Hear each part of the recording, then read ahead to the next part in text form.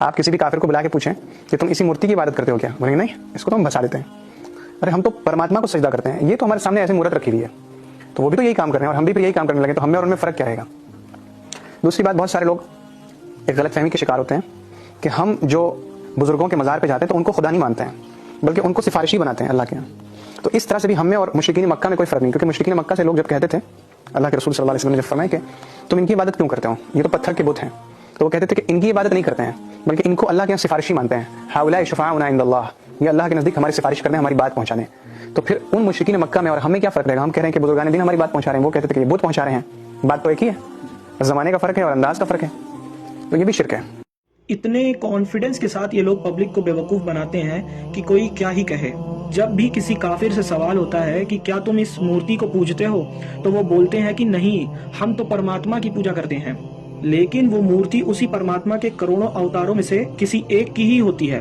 وہ پرماتما کی ہی مورتی بناتے ہیں کیونکہ وہ پرماتما کو ہر کण کण میں، ذرے ذرے میں مانتے ہیں، تو ایکچول میں وہ ہر ایک انویزیبل نیچرل انرجی کی پوجا کرتے ہیں۔ کیا کسی مسلمان کا بھی ایسا عقیدہ ہوتا ہے؟ بالکل بھی نہیں ہوتا۔ مکہ کے مشرکوں نے بھی الگ الگ مورتیاں بنائی تھیں جن کی وہ پوجا کرتے تھے اور وہ انہی مورتیوں کو اپنا مددگار سمجھتے تھے، لیکن یہ بھائی صاحب نے دھڑلے سے جھوٹ بول دیا کہ وہ ان کی پوجا نہیں کرتے تھے بلکہ وہ انہیں اللہ کی بارگاہ میں اپنا سفارشی مانتے تھے، اس وجہ سے مشرک بن گئے۔ آیت میں بالکل کلیئر لکھا ہے کہ ہم تو ان بتوں کی صرف اس لیے عبادت کرتے ہیں تاکہ یہ ہمیں اللہ کے زیادہ نزدیک کر دیں۔ اب ان بھائی صاحب کو ابھی تک یہی نہیں پتا چل پایا کہ شرک کہتے ہیں اللہ کے علاوہ کسی اور کی عبادت کرنا، کسی اور کو معبود ماننا، کسی اور کو عبادت کے لائق سمجھنا، کسی کو اللہ کی بارگاہ میں سفارشی بنانا۔ یہ کس لاجک سے شرک بنے گا؟ کل قیامت میں نبی صلی اللہ علیہ وسلم سے لے کر عام مومن بندے تک سارے ہی سفارشی بنیں گے، تو کیا یہ شرک وہاں پر بھی ہوگا؟ کیونکہ شرک تو کبھی بدلتا نہیں، جو چیز آج شرک ہے وہ کل بھی شرک ہوگی، لہٰذا اللہ کی بارگاہ میں اللہ کے بندوں کو سفارشی بنانا یہ کوئی شرک نہیں ہوتا۔ مکہ کے مشرک کہتے تھے کہ ہم خالق یعنی زمین و آسمان کو پیدا کرنے والا تو اللہ کو ہی مانتے ہیں، لیکن ان بتوں کی بھی عبادت کرتے ہیں تاکہ یہ ہمیں اللہ کے قریب کر دیں۔ بھلا کون سا مسلمان ہے جو مزار پہ جا کے اہل قبر کی پوجا کرتا ہے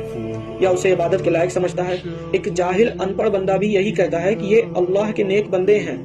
عبادت تو صرف اللہ کی ہوتی ہے۔ مکہ کے مشرکوں کی یہ بات جھوٹی تھی کہ ان کے بت انہیں اللہ کے قریب کر سکتے ہیں، ان کی سفارش کر سکتے ہیں، کیونکہ بتوں پہ تو اللہ کی لعنت ہوتی ہے، اور وہ لوگ ناشکرے تھے کیونکہ وہ اللہ کی نعمت کھاتے تھے اور اللہ کو خالق مانتے تھے، لیکن پھر بھی اپنے بتوں کی عبادت کرتے تھے۔ اور یہ بھائی صاحب نے ان مشرکین کو مسلمانوں سے ملا دیا، اور انبیاء اور اولیاء جن پر رات دن اللہ کی رحمت برستی ہے، جو واقعی اللہ کے محبوب ہیں، جو اللہ کے قریب ہیں، جن کی دعائیں اللہ قبول کرتا ہے، ان پاک ہستیوں کو انہوں نے ان بتوں سے ملا دیا۔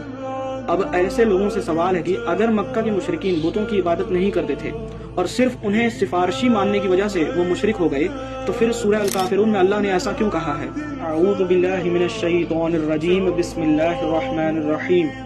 تم فرماؤ اے کافروں، میں ان کی عبادت نہیں کرتا جنہیں تم پوجتے ہو، اور تم اس کی عبادت کرنے والے نہیں جس کی میں عبادت کرتا ہوں، اور نہ میں اس کی عبادت کروں گا جسے تم نے پوجا، اور نہ تم اس کی عبادت کرنے والے ہو جس کی میں عبادت کرتا ہوں۔